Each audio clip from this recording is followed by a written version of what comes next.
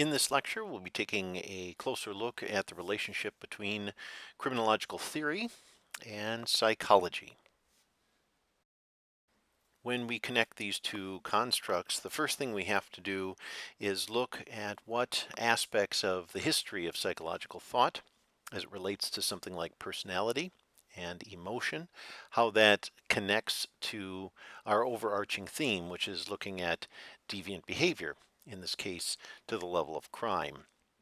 Well, when you're talking about the development of the self or the development of the mind, you have to realize that along with those two constructs comes the development of personality. So a lot of what is being applied in the field of psychology toward understanding why people participate in deviant behaviors will fit under personality theory. And a lot of the diagnoses and a lot of the checklists and inventories that are used to understand something about why behaviors occur or even trying to predict behaviors will relate to personality traits and, of course, personality theory as well. In terms of the history of this in the field of psychology, we have to kind of turn our gaze back in time to the German school of psychology and specifically the work of Sigmund Freud. Born in 1856, he passes in 1939. He developed a theory, in this case, looking at the origin of personality. So just like we are looking at the growth and development of the human mind, rational or abstract thought, and the development of self, we have to take a look at how personality originates. And again, this is going to be a uniquely human trait. Freud's thoughts are summarized in a foundational technique that is still being utilized in psychological circles. Usually this technique is paired with a variety of other therapeutic techniques, but this one is called psychoanalysis. And again, this is a technique that is utilized for treating what we would consider to be emotional issues, things that in a sense must be understood through long-term study, intensive study, and in this case, it is a technique that is trying to understand something about subconscious or unconscious thought. Now, Freud and his students believe that personality has three parts to it, and these three parts will very much connect with the development of what becomes an adult personality type. Each child, as he stated in his writings, is born with the basic element, which is the id. The id is an inborn drive. It is our desire to seek self gratification or to be the opposite of altruistic. We want to be completely selfish, and that's what we, according to psychoanalytic theory, it's what we are born with. Now, one of the behavioral cues for understanding where and when the id surfaces is when we see, for example, a newborn child cry. It is, in a sense, seeking pleasure, or it is seeking, in this case, gratification as it relates to something like pain or hunger. It's also demanding this immediately. So if you think back even to when you're very, very young and Christmas is approaching, when your parent turns to you after you're describing to them this wonderful present that you want, and that it sounds like, or at least you're portraying it, as if the end of the world would arise if you didn't get this present, and they turn to you and they say to you, is this something you need or something you want? Well, they're challenging your id at this point, right? You want immediate gratification. Using a similar example, it's Christmas time. Let's say you open your presents on Christmas Eve and you have a church service right in the middle of all of that. Well, sitting still in that pew and waiting through that hour and a half long church service, knowing that you have this wonderful gift sitting under the tree waiting for you, and how distracted you become, almost having cold sweats. I speak from personal experience as a child, of course. Again, you are struggling with this base need. And the idea here is that our maturation helps us to overcome that base need and deal with it. To be able to say to ourselves, well, is this something that I really need to survive? Or is this just something I immediately want now? And will that desire to have that object or that gift dissipate over time? Well, of course it does. We all know that. All you have to do is go to a rummage sale and you see all of those wonderful Christmas time presents on sale for pocket change. So, according to Freud, the id's need is for immediate gratification. And of course, this is problematic, primarily because the needs of other people, especially those of our parents or the people around us, in a sense, will always take um, take front seat, in a sense, to our own desires. This is something that we see occurring over time. So we adapt to this problem by constraining our id, by being attempting to hold it back. And this process of constraint, reining in those base desires, this is the development of the next kind of key element to one's personality. And again, these are all very important to understanding growth and development and how we act or react to particular situations. This is the development of ego.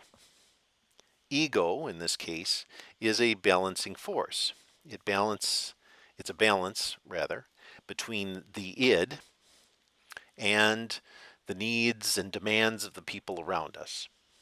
So going back to our Christmas time example, just because I can very much relate to this, having at one time been a child, sitting there in the pew with our cold sweats, we start to realize, hey, or maybe a parent leans over and reminds us of this, why are we in church on Christmas Eve? Well, there's a really special gift that came even before we were born. And that gift is the gift of salvation, right? God's mercy in the embodiment of the Christ child, right? Emmanuel. This challenge to our id helps us to develop in a very healthy way ego, which is the ability to say, hey, mom or dad is right. I need to slow down. That present isn't going anywhere. It'll be waiting there for me today. It'll be still there tomorrow. Um, and I need to kind of balance this out. And I need to consider the feelings and the thoughts and the ideas of people around me. Well, that gives way eventually to our third element, which is the superego. In the superego, we start to embrace the idea of a conscience. Um, it's where we really see the notion of a personality take shape as it relates to an individual. The superego represents really the values, the sentiments of the surrounding culture.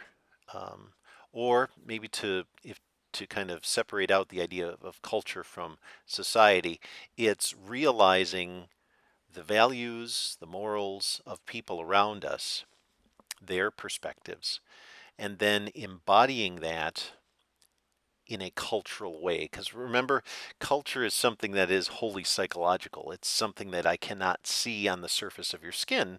I can't see you necessarily unpack it and use it.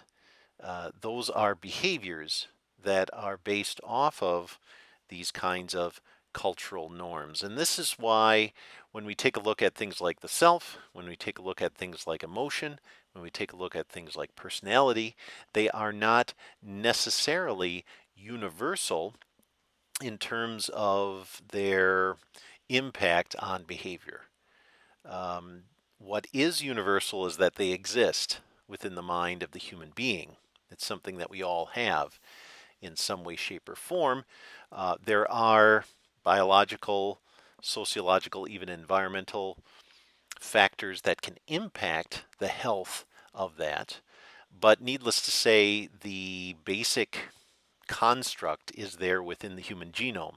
Now, where it becomes a little bit more local, it's less universal, is when you find yourself in a society in Peru or in the United States or in Canada or in Ghana, right? Each of these locations will present the individual with different role players, different circumstances, different technologies, different practices, and all of these things as you're starting to take this in as you grow in terms of yourself and your emotions and your personality, all of these things will help to shape that. And again, the values are different in each of these locations. There are some values that are the same, basic values having to do with right and wrong, but then those gray zone values, things that may vary according to a religious perspective or a local history or a life history.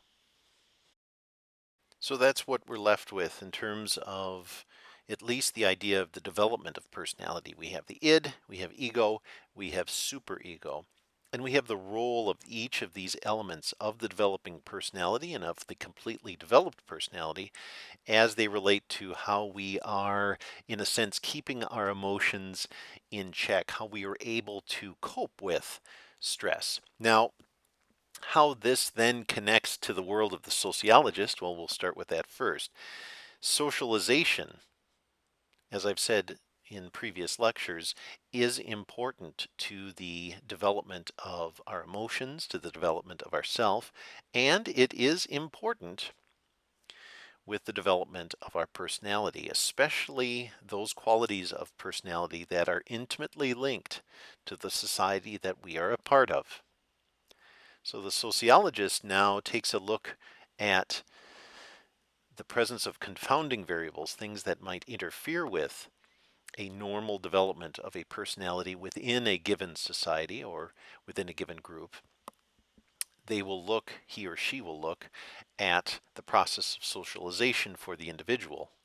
Has there been anything that has interfered with this process, either accelerating it or diminishing it or taking entire sections of it out? Was there an individual who was to play a role in your life or life history and they were not present? Or was this person present, but they in some way, shape, or form traumatized you? So on and so forth. And so they look for that. Now, what the psychologist then will do, he or she will still look at all of that, but then they will attempt to develop some sort of theoretical framework that helps us to understand, explain, and then predict personality as it relates to the individual and as it relates to the group.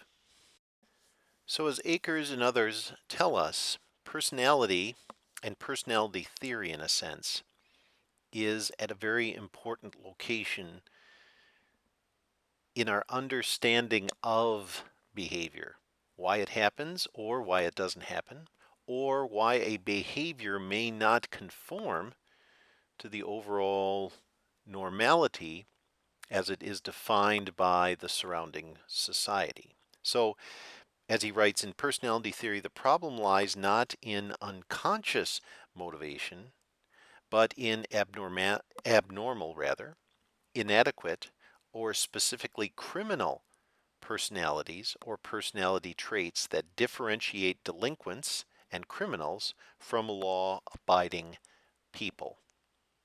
Right? So let me read that for you again to help you kind of connect all the dots there. And here we're seeing the transition between strict psychology and criminology in the statement. So in personality theory, he writes, the problem lies not in unconscious motivation, but in abnormal, inadequate, or specifically criminal personalities or personality traits that differentiate delinquents and criminals from law-abiding people.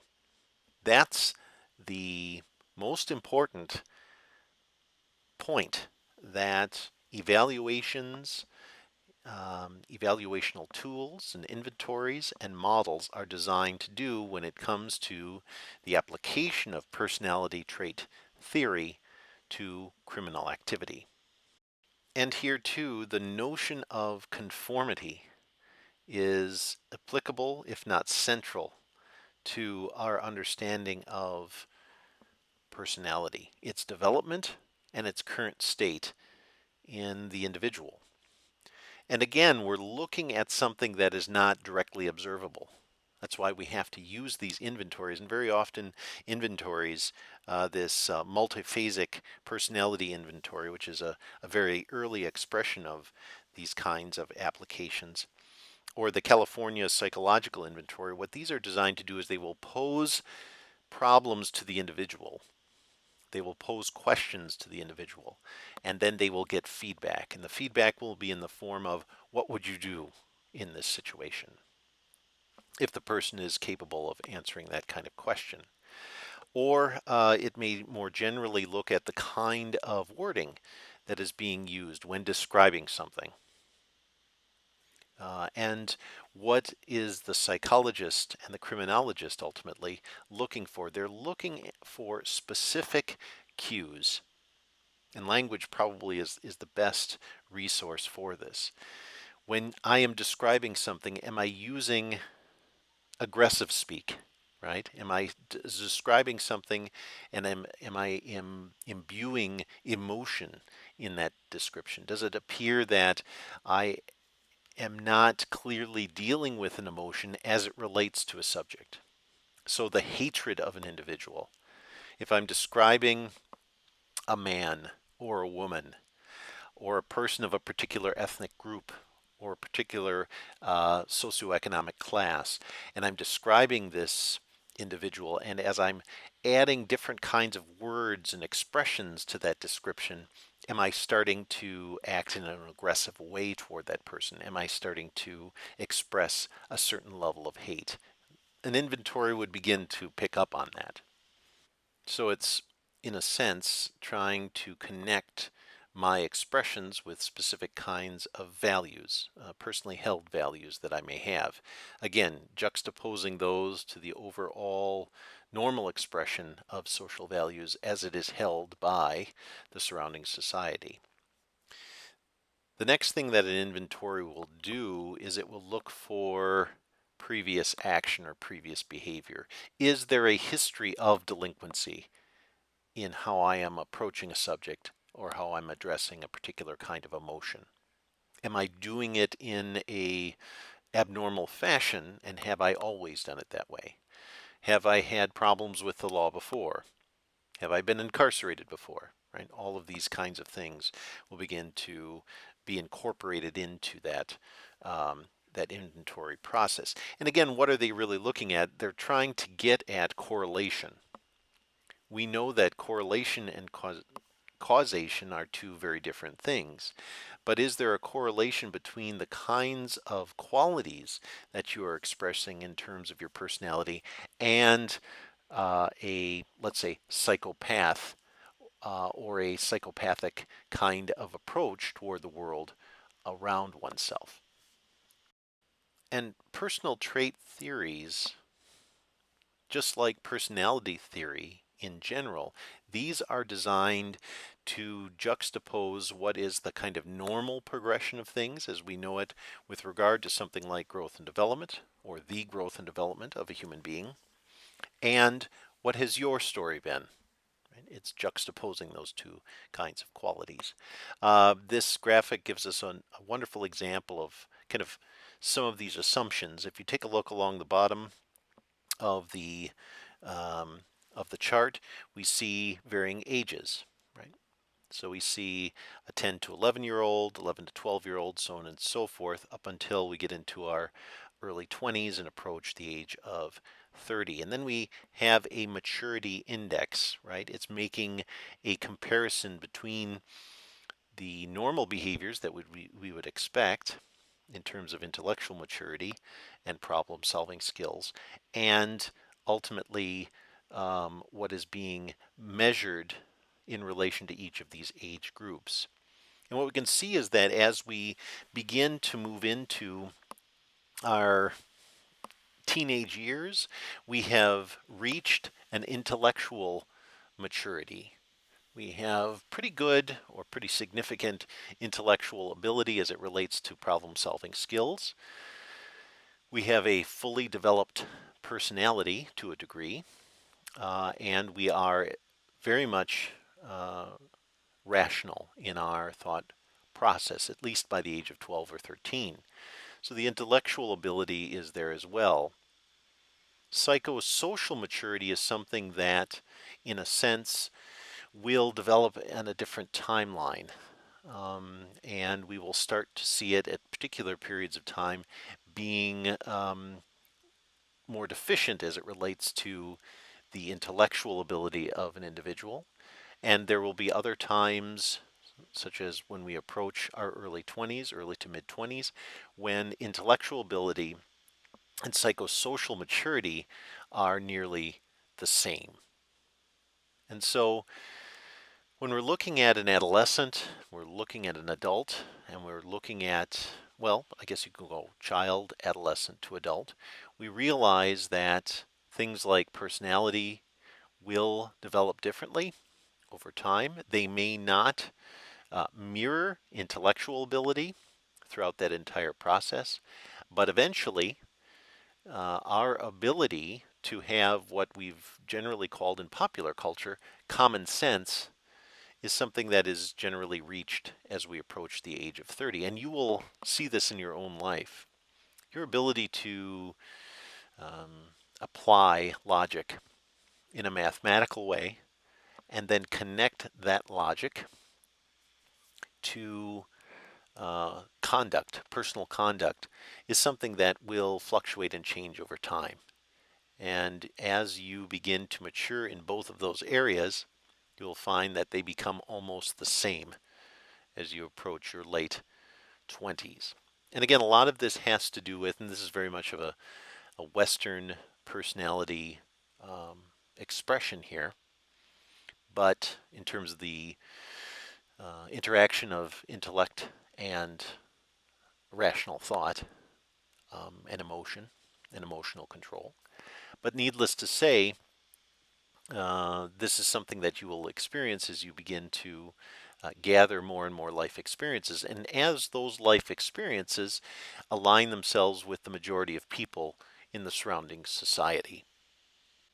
When these two similar but different qualities of intellectual development and emotionality rather, as we start to see disparities appear between these two developmental curves, we start to see the development of what could be considered antisocial kinds of behavior. When these antisocial kinds of behaviors reach the level of criminological behaviors, almost out of the control of the individual, when we no longer have the ability to adequately react to and deal with particular levels of stress that the majority of people within our society are able to cope with, we move closer and closer to this more extreme personality type, which is a psychopathic personality. And a psychopathic personality is not just the personality of an individual who's a serial killer. A psychopathic personality is a personality that's associated with a person that is out of control. And it doesn't always align itself one to one with criminal behavior. A person with extreme antisocial kinds of qualities as it relates to their behavioral landscape can be psychopathic in nature, but they may never act on that personality type in a way that lands them in jail or has them violate the rights of another individual or the liberties of another individual to the point of some sort of life or death situation. So the psychopathic criminal is very unique, but I would say that the psychopathic personality type is something that can be in the world around us and we may not even be aware of it. What is a psychopathic personality or what are its qualities? As I said before, it would be something that is asocial in nature. It would be something that would be maybe associated with more aggressive emotions and the inability to deal with those aggressive emotions. And this can also be something that is the result of things like substance abuse. So it's not always necessarily, you have to be able to understand whether or not it's solely within the biological column or whether it's solely in the environmental column or if it's a combination of the two. Another quality would be extreme selfishness.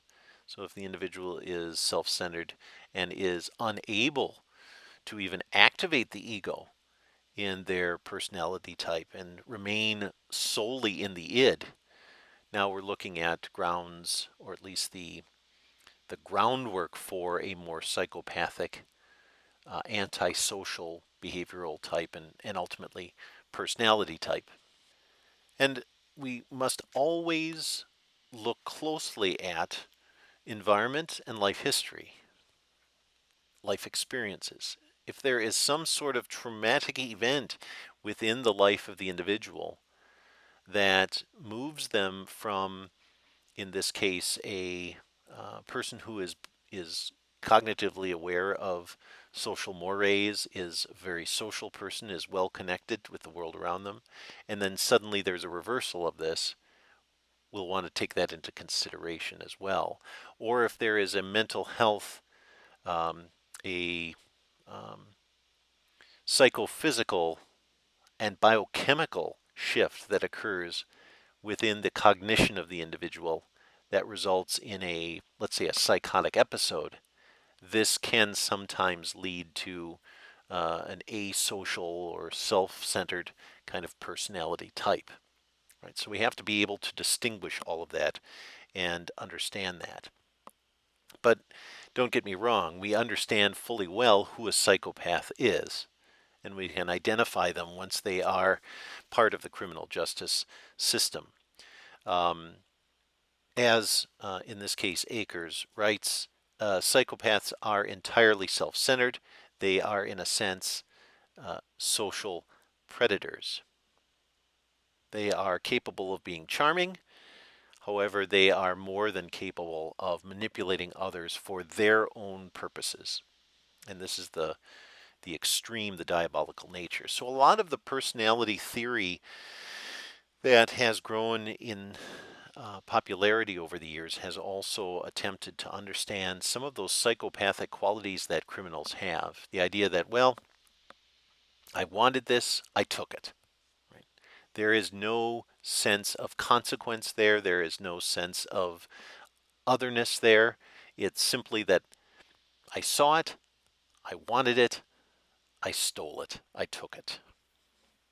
And that's something that is very much not compatible with the collective sentiments of the surrounding society. Now, just as we saw before with inventories, we have to take everything into consideration, or everything that we possibly can into consideration, as we are trying to understand the development, the origins of psychopathic thought. And again, a lot of the more popularized behavioral models that are applied by personality theorists are very, very helpful in this. The idea here, though, is that we want to understand something of whether or not there was a prior history of psychopathic action in the life of an individual. Or is this something that just appears out of nowhere? If it appears out of nowhere, is this truly a psychopathic personality type? So there are other inventories that help us to understand that the five-factor model of Robert McCrae is a very good example of being able to try to eliminate as many confounding variables in the assessment of personality, and personality that is deviant by its nature, being able to understand that without being distracted by things that may not be directly relatable to the psychology of the individual. And again, this aligns itself very much with psychoanalysis and the interests that psychoanalytic thinkers and theorists are pursuing in their own research. Well, and then we have to say to ourselves, once we have used the knowledge that we've gained from psychology to be able to identify and in some cases predict human behavior and to classify or categorize it in such a way as to identify it as asocial or incompatible with most behaviors around it, or in a sense that it is interfering with an individual's ability to conform to social norms, we have to address things like counseling, and we have to really more deeply understand what kinds of possible solutions and what kinds of tools we can provide as a society to people that are suffering from a personality disorder. The key here is not as much damage control as it is being able to equip rather individuals with emotional skills and coping skills. Identifying things like causal factors in an environment are very, very important. If we're dealing with an aspect of a person's environment that is contributing to their delinquency, then steering them away from that environmental cue or being able to remove that environmental cue is very, very important for their ability to now not participate in behaviors that are considered delinquent. A good example of this would be the application of a strictly psychological theoretical school of thought, something like learning theory, to being able to equip someone with cognitive tools to deal with stress, or at least to understand something about where an individual lost that key point in their development. And again, learning theory would be one of many possible approaches. Now, learning theory is interesting because it's very much of a conditional model. It's something that will condition behavior. And it does so by applying different kinds of reinforcements. So you have things like external reinforcement. Um, when somebody is partaking in behavior that is considered to be normative or good, they will earn more money or they will begin to improve their social status. Or if they are partaking in a behavior that requires consequence in a negative fashion, they may be punished in some way, shape, or form. That's an external reinforcement. Can we incorporate that into a counseling setting? Right? We don't want to punish anyone, of course not. But the idea here of asking them questions like, well, why do you think you were incarcerated? Do you think it was fair? Do you think it was appropriate, and why? Um, Vicarious reinforcement, this can be things such as observing or making observations about one's behavior and the behaviors of people around oneself. So, questions in this particular kind of part of learning theory and its application would be or relate to how do you think that made your mother feel or your friend feel when you said that to them? Self regulatory reinforcement would be kind of a third part of this process. The idea that um, we begin to equip the patient with the ability to self regulate, to have not only ego but superego, to look outside themselves and to have them realize that this behavioral type is compatible with this social environment. And so that's kind of how learning theory works and behaves as it relates to counseling. And again, it has a lot to do with conditioning. Today, a lot of it is operant conditioning, in this case, um, reacting to particular kinds of cues, looking at past actions, and then taking a look at how a person can be almost retrained in a sense to be able to react in a way that is, again, more socially appropriate. And you have to be so very careful because the individual who is the counselor in this case should never self impose their value system on the person that they are working with. It is merely awakening those qualities that we have and creating greater awareness of the expectations of the surrounding society and then making all of that connect in a sense. And there's a real connection between the counselor and the patient in this case as it relates to trust. Right? The patient, the system that has brought this individual to counseling as one of the correctional opportunities that they have based upon their past conduct, that system even trusts the counselor to be able to provide the right kinds of cognitive tools and emotional tools to the patient to be able to behave again in a way that is generally modeled by the surrounding society.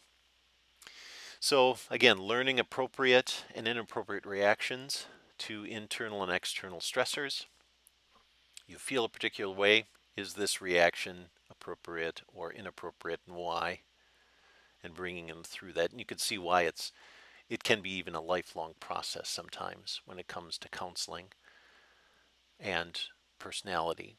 And then modeling and discussing the actions and reactions of those around oneself. And that helps develop that superego to the point where we have a personality that is compatible with a society.